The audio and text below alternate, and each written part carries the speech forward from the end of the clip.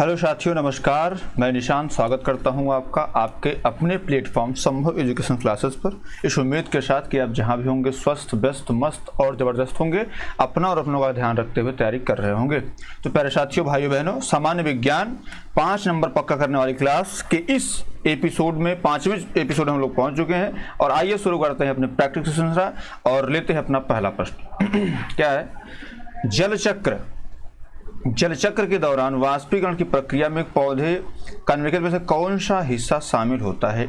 ए शाखाएं, बी पत्तियां, सी तना, डी जड़। बताओ भैया, इसका राइट आंसर क्या है? देखिए, हमने आपसे क्या कहा था? वाष्पीकरण की प्रक्रिया हमने बताया था, पौधा होता है, ये जल यहाँ से लेता है, इसकी पत्तियां आसमान में, आसमान से फिर जल आता है और ये फिर यही जल चक्र, यही प्रक्रिया जल चक्र कहलाती है। बात क्लियर है?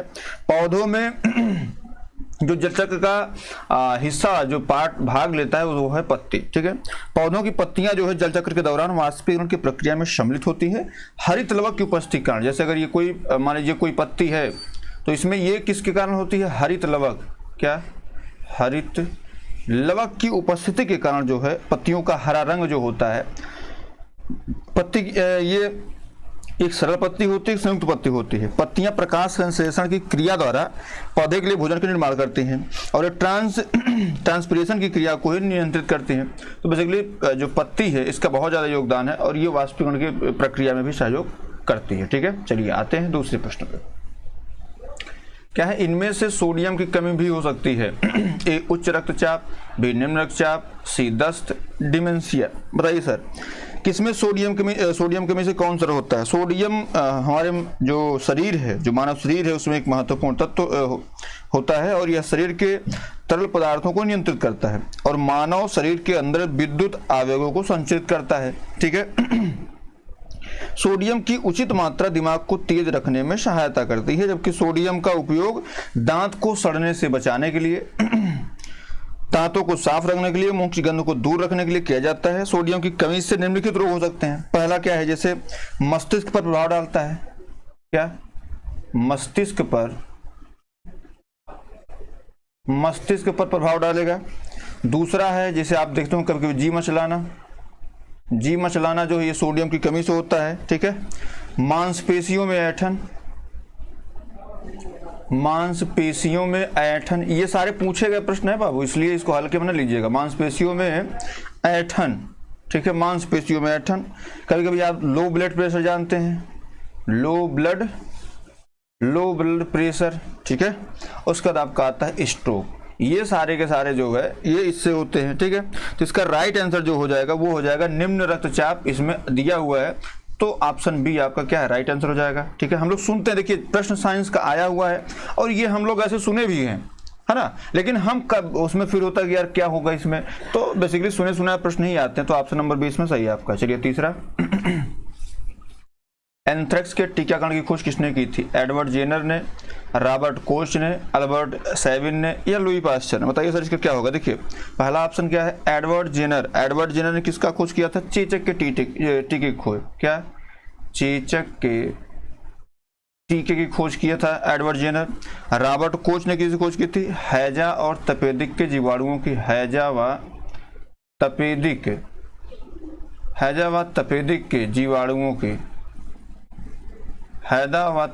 के जीवाणुओं की। ठीक है, अल्बर्ट सैविन का क्या कंडीशन है? अल्बर्ट सैविन ने जो है पोलियो ड्रॉप की खोज की थी। पोलियो ड्रॉप जो भी पिलाया जाता है, पोलियो ड्रॉप। ठीक है, पोलियो ड्रॉप की खोज की थी अल्बर्ट सैविन ने। उसके बाद ये सारे के सारे तो गलत हो गए भाई, ए भी गलत, बी भी गलत, सी भी गलत। राइट आंसर आपको हो जाएगा option number D, Louis Pasteur. बात क्लियर है? चलिए, इसमें जो आपका लुई पास्चर ने जो है इसकी खोज की थी। ठीक है, लुई पास्चर को सूक्ष्म जैविकी का पिता भी कहते हैं। इनको जो है सूक्ष्म जैविकी का पिता। क्या? सूक्ष्म जैविकी का पिता भी इनको बोला जाता है। ठीक है, और रेबीज के टीके की खोज पूछा जाता है। रेबीज के टीके की खोज तो लुई पास्चर ने की थी। रेबीज के टीके की खोज लुई पास्चर ने। इसके बाद गायों और भेड़ों में, जैसे एंथ्रेक्स की जो बीमारी होती है, ये गायों और भेड़ों में जो है ये पाई जाती है और इसके टीकाकरण की खोज भी लुई पास्चर ने की थी। हाइड्रोफोबियन चिकित्सा के आविष्कार के रूप में भी इसको जाना जाता है।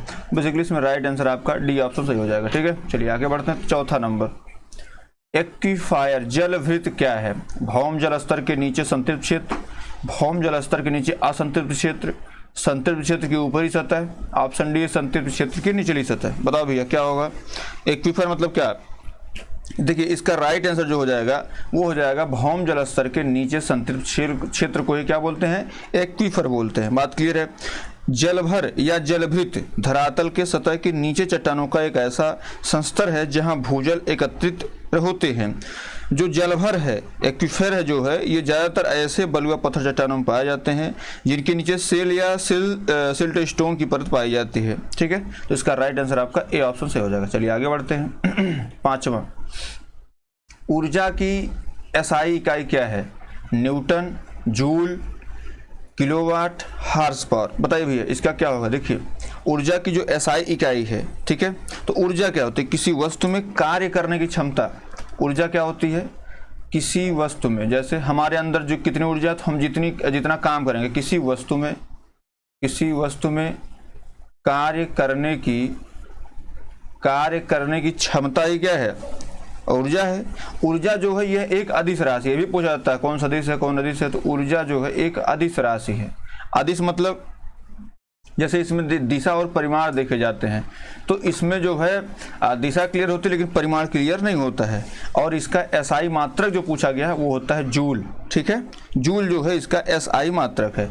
न्यूटन है बल का, ठीक है, किलोवाट विद्युत का होता है, हार्स पावर शक्ति का होता है। ठीक है, इसमें राइट आंसर आपका बी ऑप्शन हो जाएगा। चलिए आगे बढ़ते हैं। छठवां नंबर, विद्युत वाहक बल को मापने के लिए निम्नलिखित में से किस उपकरण का इस्तेमाल किया जाता है? Option A polarimeter, option B photometer, option C potentiometer, option D platometer. बताओ भैया इसका राइट आंसर क्या हो जाएगा? देखिए अगर हम बात करते हैं विद्युत वाहक बल इन द सेंस क्या होता है? ईएमएफ। क्या? ईएमएफ। ईएमएफ मीन्स क्या होता है? Electromotive force. ठीक है, इसको मापने के लिए जो है पोटेंशियोमीटर का प्रयोग किया जाता है। ऑप्शन नंबर सी इसका क्या है? राइट आंसर है। चलिए आगे बढ़ते हैं। सातवां, निम्नलिखित में से किस वैज्ञानिक ने इच्छित सिद्धांत रिलेटिविटी थ्योरी प्रस्तुत की थी? जे थॉमसन ने, अर्नेस्ट रदरफोर्ड ने, अल्बर्ट आइंस्टीन ने, इनमें से कोई नहीं। बताओ भैया इसका क्या होगा? देखिए बात करते हैं, जैसे हम लोग एक याद करते हैं ईंट पर नाच, तो जो ताम जिसे ऐसे आप याद कर लीजिए, वो होता है ईंट पर नाच ही ना होता है इलेक्ट्रॉन का थॉमसन। तो जे थॉमसन जो इलेक्ट्रॉन की खोज करता थे। ठीक है, बात करते हैं अर्नेस्ट रदरफोर्ड और अल्बर्ट आइंस्टीन, इनमें कौन सही होगा? ठीक है, तो देखिए इसमें अल्बर्ट आइंस्टीन ने जो है सापेक्षता का सिद्धांत दिया था। ठीक है, सापेक्षता का सिद्धांत जो है मतलब जनरल थ्योरी ऑफ रिलेटिविटी जो है इन्होंने दिया था। इसका प्रतिपादन जिसे 1906 में हुआ था। क्या? जो थियोरी ऑफ रिलेटिविटी है 1906 में जो है इसका प्रतिपादन किया गया था। ठीक है, और जिसे अगर आप फिर आज पूछे प्रकाश विद्युत प्रभाव की विस्तृत व्याख्या जो है ये भी आइंस्टीन ने करी थी। ठीक है, और उसके बाद जो है इनको नोबेल पुरस्कार भी दिया गया था। तो इसका राइट आंसर आपका सी ऑप्शन हो जाएगा। ठीक है, चलिए आठवां लेते हैं। आठवें में क्या भैया? आठवें में आपका है ऑप्टिकल फाइबर से काम करने के पीछे निम्नलिखित में से कौन सा वैज्ञानिक सिद्धांत उपयुक्त है? ऑप्शन ए प्रकाश का कुल आंतरिक प्रतिबिंब, ऑप्शन बी है प्रकाश का कुल बाहरी प्रतिबिंब, ऑप्शन सी है प्रकाश का कुल आंतरिक अपवर्तन, ऑप्शन डी है प्रकाश का कुल बाह्य अपवर्तन। बताओ भैया इसका राइट आंसर क्या हो जाएगा? देखिए फाइबर ऑप्टिकल जो है ये संचारण का एक ऐसी प्रणाली है जिसमें सूचनाओं की जानकारी एक स्थान से दूसरे स्थान तक जाती है। जैसे यहाँ से एक जानकारी यहाँ के लिए, वो भी अदृश्य रूप में। ठीक है, ऑप्टिकल फाइबर के माध्यम से एक बिंदु से दूसरे बिंदु तक भेजी जाती है। इसका उपयोग कई क्षेत्रों में किया जाता है, जैसे टेलीफोन के संकेत भेजने में, टेलीफोन संकेत भेजने में किया जाता है। इंटरनेट संचारण में, क्या? इंटरनेट संचारण में भी किया जाता है, इंटरनेट संचारण में किया जाता है। ठीक है, केबल टीवी के रूप में जो है, या आप जैसे अभी देख पा रहे हैं वाईफाई कंडीशन है ना, जैसे वाईफाई हम लोग जो यूज कर रहे हैं उसमें भी फाइबर का प्रयोग होता है। तो इसमें बेसिकली जो है प्रकाश का कुल आंतरिक प्रतिबिंब इसमें होता है। ठीक है, इसका राइट आंसर आपका हो जाएगा प्रकाश का कुल आंतरिक प्रतिबिंब। ऑप्शन ए इसका राइट आंसर हो जाएगा। चलिए आगे बढ़ते हैं। गैसों में संबंध कौन सा कथन सत्य है? गैसों का एक निश्चित आयतन और निश्चित आकार होता है। गैसों का ना तो निश्चित आयतन होता है ना ही निश्चित आकार होता है। गैसों का निश्चित आयतन होता है लेकिन आकार निश्चित नहीं होता है, और गैसों का निश्चित आकार होता है लेकिन अंत आयतन इसका निश्चित नहीं होता। बताओ भी इसका क्या राइट आंसर होगा। देखिए हम लोग पदार्थ की 3 अवस्था जानते हैं। क्या पदार्थ की 3 अवस्था होती है, एक होता है ठोस, एक होता है द्रव और एक होता है गैस। आपको पता है ठोस जो होता है, ठोस एक निश्चित आयतन भी इसका होता है और निश्चित आकार भी होता है। द्रव का क्या होता है, निश्चित आयतन तो होता है लेकिन आकार निश्चित नहीं होता है। लेकिन गैस का क्या होता है, ना तो आयतन निश्चित होता है और ना ही कोई आकार निश्चित होता है। जिस बर्तन में रखी जाती है या उसी का रूप निर्धारित कर लेती है। तो गैसों का ना तो निश्चित आयतन होता है और ना ही निश्चित आकार होता है। इसका राइट आंसर आपका बी ऑप्शन सही हो जाएगा। बात क्लियर है। चलिए आगे बढ़ते हैं। 10वां नंबर, निम्नलिखित में से कौन सा एक थर्मोसेटिंग प्लास्टिक है, पॉलीथीन, बैकेलाइट, पीवीसी या पॉलिस्टर। बताओ भैया इसका राइट आंसर क्या हो जाएगा। देखिए असंतृप्त हाइड्रोकार्बन, एथिलीन, प्रोपिलीन आदि बहुलकीकरण की प्रक्रिया के पश्चात जो उच्च बहुलक बनते हैं उन्हें प्लास्टिक कहा जाता है। प्लास्टिक जो होता है वो बेसिकली 2 प्रकार का होता है, एक होता है प्राकृतिक एक होता है प्राकृतिक प्लास्टिक, एक होता है आपका कृत्रिम प्लास्टिक। बात क्लियर है। कृत्रिम प्लास्टिक जो है ये भी 2 प्रकार के होते हैं। तो कृत्रिम प्लास्टिक 2 प्रकार कौन कौन से, एक होता है थर्मोसेटिंग प्लास्टिक और एक होता है आपका थर्मोप्लास्टिक। बात क्लियर है।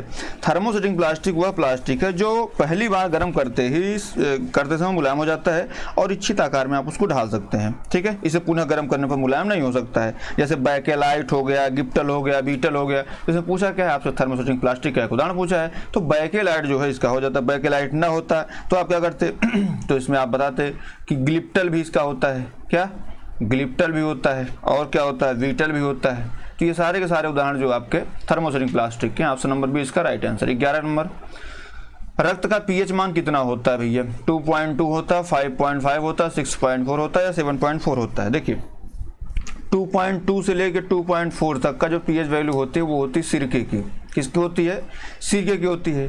5.5 से लेकर के 7.5 तक ये जो वैल्यू होती है ये होती मानव मूत्र की। क्या होती है, मानव मूत्र की जो वैल्यू होती है वो 5.5 से 7.5 तक की होती है। 6.4 जो है ये आपकी वैल्यू है दूध की। दूध के जो पीएच वैल्यू है वो 6.4 है। मानव का जो रक्त है उसकी पीएच वैल्यू आपकी 7.4 है। बात क्लियर है। जो पीएच वैल्यू क्या होती है, पीएच माने एक संख्या है जो पदार्थ की अम्लीयता या क्षारीयता प्रदर्शित करती है। अब आपको जैसे अम्लीयता कौन, जैसे आपसे पूछा जाए कि जो रक्त का जो पीएच है वो क्षारीय है कि अम्लीय है, तो देखिए एक तो 7 है, ये न्यूट्रल है। इसमें एक होता है प्लस और एक होता है माइनस। आप ऐसे समझिए अगर कम है तो कम से, जैसे एक गाना सुने ना कमलीय, तो कमली मतलब ये हो जाएगा अम्लीय। जो कम रहेगा तो ये हो जाएगा अम्लीय और अगर ज्यादा है तो ये हो जाएगा क्षारीय। बात क्लियर। तो रक्त जो है ये कैसा है, तो ये रक्त क्षारीय है। बात क्लियर। 7.4 है, 7 से ज्यादा है तो क्षारीय हो गया। ये 7 से कम होता है, जैसे दूध है तो ये अम्लीय होता है।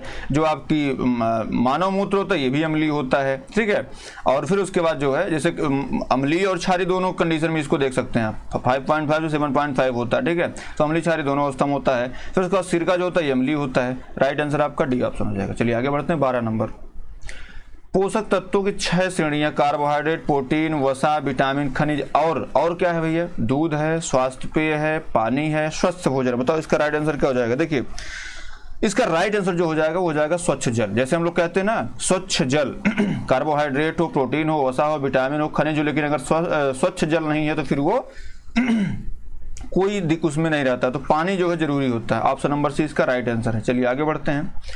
निम्नलिखित में से कौन सी बीमारी प्रोटीन ऊर्जा कुपोषण से होती है, थैलेसीमिया, क्वैसिकोर, फ्लोरोसिस या पेलाग्रा।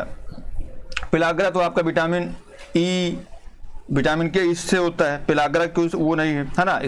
इसमें जो अगर आपसे पूछे राइट आंसर तो इसमें प्रोटीन ऊर्जा कमी से जो बीमारी होती है उसको बोलते हैं क्वैसिकोर। ठीक है, जैसे सबसे ज्यादा पूछा जाता है विटामिन B3 से कौन सा रोग होता है, विटामिन B3 से नियासिन बोलते हैं, इसकी कमी से होता है पेलाग्रा। ठीक है, इसकी कमी से आपका पेलाग्रा रोग होता है। थैलेसीमिया जो है ये आपके आनुवंशिक रोग है। थैलेसीमिया जो है ये आपका आनुवंशिक रोग है, आनुवंशिक रोग है। विटामिन डी आप समझ सकते हैं इसके क्वासिकोर रोग होता है। इसका राइट आंसर आपका बी ऑप्शन हो जाएगा। ठीक है, क्वासिकोर बीमारी जो है आहार में प्रोटीन की कमी के कारण होती है। बात क्लियर है। और इसकी कमी से जो है आपका थकान, दस्त, चिड़चिड़ापन, झटका, ये सारी चीजें होती हैं। चलिए आगे बढ़ते हैं 14 नंबर पे। आलू निम्नलिखित में से किसका प्रमुख स्रोत है? प्रोटीन का, वसा का, खनिज पदार्थ का या कार्बोहाइड्रेट का? बताओ भैया इसका क्या राइट आंसर होगा? आलू किसका स्रोत है? आलू ऐसा कोई दिन है जिस दिन आदमी खाता ना हो, ठीक है। तो आलू जो है ये कार्बोहाइड्रेट का प्रमुख स्रोत है, ठीक है। शरीर की कुल आवश्यकता का लगभग 50 से 70% की मात्रा जो है वो कार्बोहाइड्रेट के द्वारा होती है। 1 ग्राम ग्लूकोज के पूर्ण ऑक्सीकरण से 4.22 किलोग्राम जो है कैलोरी ऊर्जा प्राप्त होती है। और कार्बोहाइड्रेट का जो आप मुख्य स्रोत कर सकते हैं तो गेहूं, चावल, मक्का, गुड़ ये सारे के सारे होते हैं। तो ऑप्शन नंबर डी इसका राइट आंसर है। चलिए 15 नंबर चलते हैं। ट्रांस वसा के कारण निम्नलिखित में से किसमें वृद्धि होती है? अच्छा कोलेस्ट्रॉल, शुगर का स्तर, खराब कोलेस्ट्रॉल और उसके बाद होता है वजन घटना। बताओ इसका राइट आंसर क्या होगा? ट्रांस वसा।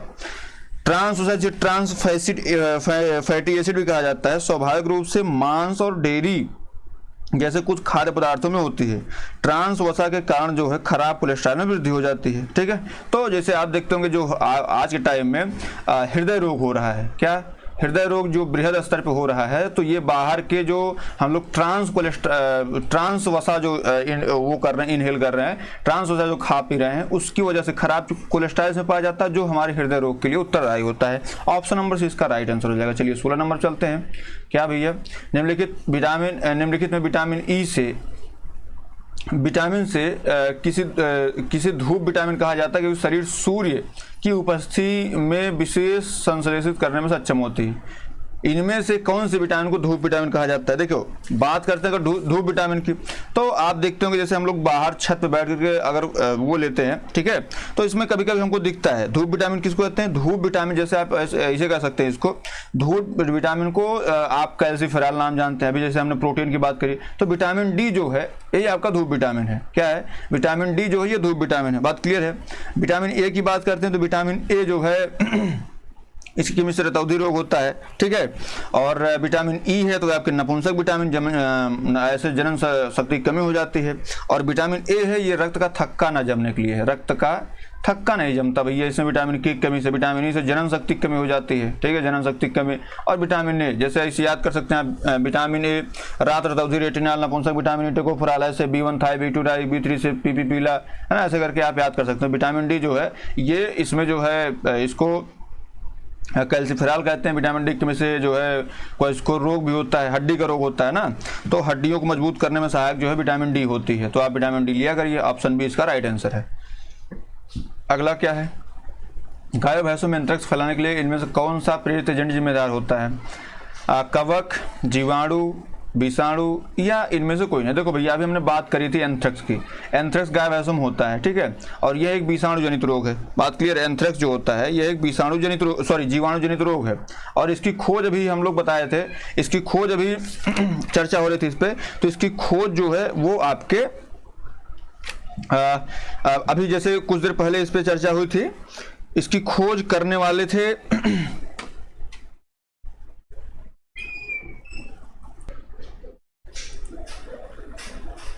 लुई पास्चर, है ना। तो इसके खोजकर्ता जो जीवाणु जनित रोग है इसके खोजकर्ता लुई पास्चर थे। कुछ देर पहले हम लोग चर्चा किए थे इस पे, लुई पास्चर पे, ठीक है। Louis Pasteur. और ये कैसा रोग है? जीवाणु जनित रोग है, ठीक है। जैसे जीवाणु जनित बीमारी और आपको याद करना है तो टीटा डिकानी को 6 प्लग है।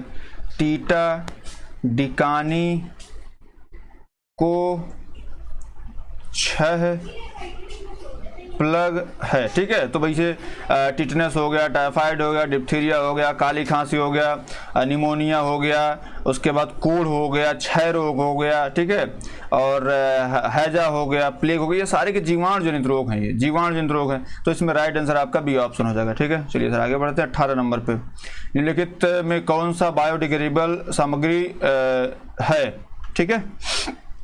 प्रश्न आया है इनमें से कौन सी बायोडिग्रेडेबल सामग्री है, ठीक है, ये पूछा गया है।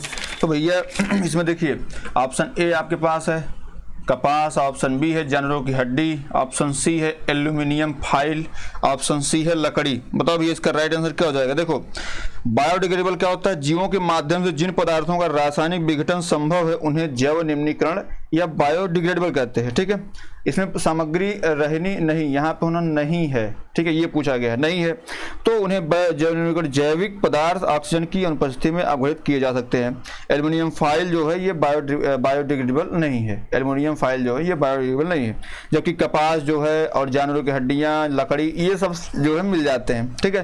बेसिकली ये सब मिट्टी में, ऐसे समझिए बायोडिग्रेडेबल का कि जो मिट्टी में नहीं मिलते हैं, जो ऐसे ही रहते हैं, उनको हम जो है बायोडिग्रेडेबल कहते हैं, या ऐसे कह सकते हैं इनको जैव निम्नीकरण। और ये सब कपास में मिल जाता है, मिट्टी में हड्डी मिल जाती है ना। हमारा तन किसका बना, मिट्टी बना हुआ, ऐसे हो जाता है। तो इसका option number C right answer हो जाएगा, ठीक है। चलिए आगे बढ़ते हैं 19 नंबर पे। क्या है भैया, सीमेंट उत्पाद में भारत का निम्नलिखित में से कौन सा स्थान है? ऑप्शन ए पहला, ऑप्शन बी दूसरा, ऑप्शन सी तीसरा, ऑप्शन डी चौथा। बताओ भैया, सीमेंट के उत्पादन में भारत का कौन सा स्थान रखता है? सीमेंट उत्पादन में जो है पहले स्थान पे कौन है भैया? प्रथम स्थान जो है वो है आपका चीन का, चाइना ने इसको कवर कर रखा है, बात क्लियर है। जबकि दूसरे और तीसरे स्थान पर कम से, जैसे सेकंड और थर्ड, ये समझिए जैसे कोई भी आप पढ़िए तो वो दूसरा तीसरा तो जरूर पढ़ लीजिए। दूसरा कौन है? भारत है भैया। तीसरा कौन है? जापान है। आपसे पूछ लेगा जापान तो आपका जापान बताना पड़ेगा आपको। तो तीसरा जो है आपका जापान है। इसमें पूछा क्या है, भारत कौन सा स्थान है? भारत का स्थान आपका दूसरा है, बात क्लियर है। भारत का स्थान जो है वो आपका दूसरा है, ऑप्शन नंबर 20 का राइट आंसर है। चलिए आगे बढ़ते हैं। अगला क्या है, लाफिंग गैस निम्नलिखित किसका एक यौगिक है? हाइड्रोजन का, नाइट्रोजन का, एडियम का, या इनमें से कोई नहीं? बताओ भी इसका राइट आंसर क्या होगा। देखिए अगर हम बात करें लाफिंग गैस की, ठीक है, इसमें देखिए एडियम तो कुछ होता नहीं है, हाइड्रोजन का यौगिक तो है नहीं, क्योंकि लाफिंग गैस का जो फार्मूला है वो होता है N2O। N2O में N काम है तो नाइट्रोजन, इसका बी ऑप्शन इसका राइट आंसर हो जाएगा, ठीक है। इसका जो प्रयोग होता है वो शल्य क्रिया दंत चिकित्सा इसकी जो है इसमें इसकी एंथीसिया के प्रभाव कारण होता है, तो इसका राइट आंसर आपका बी हो जाएगा। चलिए आगे बढ़ते हैं 21 नंबर पे। विटामिन सी का अच्छा स्रोत हरी फूल गोभी, ठीक है, सॉरी इसमें देखिए पूछा क्या है, जैसे इसमें थोड़ा सा अच्छा स्रोत है, इसमें अच्छा स्रोत है पूछा है, तो हरी फूल गोभी, ऑप्शन बी चीनी, ऑप्शन सी अंडा, ऑप्शन डी इनमें से कोई नहीं। बताओ भैया क्या है। देखिए विटामिन सी का रासायनिक नाम क्या है? विटामिन सी का रासायनिक नाम होता है एस्कॉर्बिक एसिड। क्या होता है? एस्कॉर्बिक एसिड होता है इनका रासायनिक नाम। उसकी वजह से विटामिन सी की कमी से कौन सा रोग होता है? तो एस्कॉर्बी रोग होता है, ठीक है, एस्कॉर्बी रोग होता है, बात क्लियर है। तो इसमें पूछा गया है कि कौन किसमें जो प्रचुर मात्रा में पाई जाती है, तो हरी फूल गोभी में प्रचुर मात्रा में पाई जाती है। आज क्लास यहीं तक, उम्मीद करता हूँ आप क्लास अच्छी लगी हुई, और अगर अच्छी लगी तो प्लीज़ लाइक से सब्सक्राइब जरूर कर लीजिएगा। बहुत बहुत धन्यवाद।